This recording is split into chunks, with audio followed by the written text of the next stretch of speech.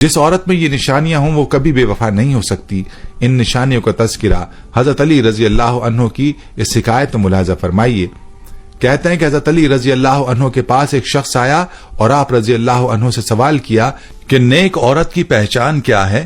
تو حضرت علی رضی اللہ عنہ نے فرمایا، یاد رکھو میں نے اللہ کے رسول صلی اللہ علیہ وسلم سے سنا ہے کہ ایسی عورت جس کا شوہر اس پر غصہ کرے اور اس پر ناراض ہو تو یہ عورت اس کا ہاتھ پکڑ کر کہے میں تو ساری زندگی تمہارا ساتھ نبھاؤں گی، اور یوں اپنے شوہر کو راضی کرے اور اپنے گھر کی برائیوں کو کسی اور کے سامنے بیان نہ کرے اور اپنی اولاد کی ایسی پرورش کرے کہ زمانہ اس پر رشک کرے۔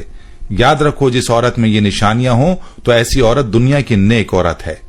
یہ عورت کبھی بے وفا نہیں ہو سکتی، اور ایسی عورت آخرت میں بھی سرخرو ہوگی، اور اس عورت کے بارے میں اللہ تعالیٰ قیامت میں فرمائے گا کہ یہ عورت جنتی عورت ہے۔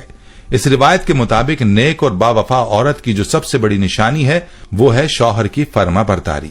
یاد رہے کہ عورت کے لیے اللہ تعالیٰ نے اس کے شوہر کا بڑا مقام رکھا ہے، اور یہاں تک کہ فرمایا کہ عورت کے لیے اللہ کی رضا اس کی شوہر کی رضا میں ہے، اور عورت کو یہ تنبیہ کی گئی ہے کہ اس کی جنت اور جہنم کا دار و مدار اس کے شوہر کی اطاعت و فرما برداری میں ہے۔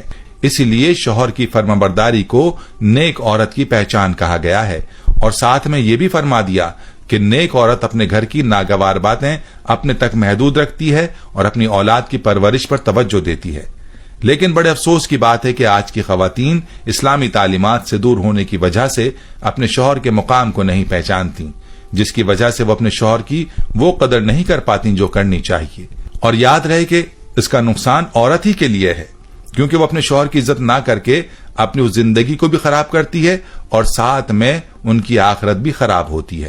پیاری بہنوں اور میرے بھائیوں، یہ تو نشانیاں تھیں ایسی عورت کی جو بے وفا نہیں ہو سکتی۔ چلیے اب آپ کو ان عورتوں کے بارے میں بتاتے ہیں جن کے بارے میں فرمایا کہ وہ بے وفا ہوتی ہیں، اور ایسی عورتوں کو بیکار اور بری عورتوں میں شامل فرمایا گیا۔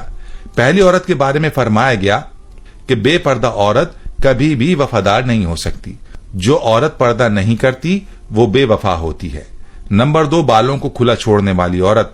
فرمایا کہ جو عورت اپنے بالوں کی نمائش کرتی ہے وہ عورت بھی بیکار اور بری عورتوں میں سے ہے۔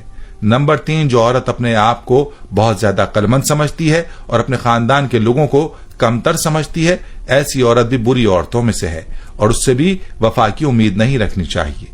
نمبر 4، وہ عورت جو اپنے شوہر کی نافرمان ہو، اس عورت کے بارے میں بھی فرمایا کہ یہ عورت بیکار اور بری عورتوں میں سے ہے اور اس سے بھی وفا کی امید نہیں ہے۔ نمبر 5، بد زبان عورت۔ آپ رضی اللہ تعالی عنہ نے فرمایا کہ جو عورت اپنی زبان پر کنٹرول نہ کرے اور اپنی زبان سے بری باتیں نکالے وہ عورت بھی بیکار عورتوں میں سے ہے اور اس سے بھی وفا کی امید نہیں رکھنی چاہیے۔ نمبر 6، زیادہ بولنے والی عورت۔ آپ رضی اللہ عنہ نے فرمایا کہ جو عورت دوسروں کو بولنے کا موقع نہیں دیتی، اپنی ہی سناتی ہے، کسی کی نہیں سنتی، یہ عورت بھی بری عورتوں میں سے ہے۔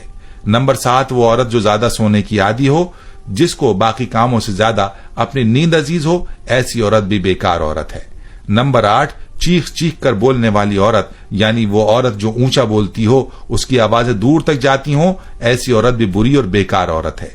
نمبر 9، وہ عورت جو زیادہ گھومنے پھرنے کی عادی ہو، گھر میں رہنے کے بجائے بازاروں کا چکر لگانے کا شوق رکھتی ہو، ایسی عورت بھی بیکار اور بری ہے۔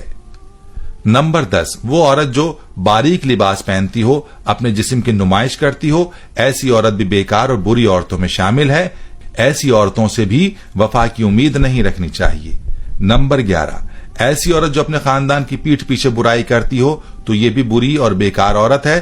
پیٹھ پیچھے برائی کرنے والی عورت سے بھی وفا کی امید نہیں رکھنی چاہیے۔ عورت کے ہمدرد مرد صرف 4 ہیں، باپ، بھائی، خاوند اور بیٹا۔ باقی کسی سے ہمدردی کی امید عورت کے لیے خطرناک ہے۔ ایمان والی عورت کا اصل زیور سونا چاندی نہیں بلکہ حیا اور پردہ ہے۔ فرمایا عورت کا چہرہ اور جسمانی حالت بتاتی ہے کہ اس کے شوہر نے اسے کس حال میں رکھا ہوا ہے۔ وہ عورتیں کبھی بوڑھی نہیں ہوتی جن کے شوہر ان پر جان چھڑکتے ہیں۔ کہتے ہیں کہ عورت کو تم جیسا کہو گے ویسی ہی بنتی چلی جائے گی۔ اسے بدصورت اور پھوہڑ کہو گے تو وہ وہی بنتی جائے گی، اگر اسے خوبصورت اور سلیقہ مند کہو گے تو پھر وہ خود بخود ویسی ہی بنتی چلی جائے گی۔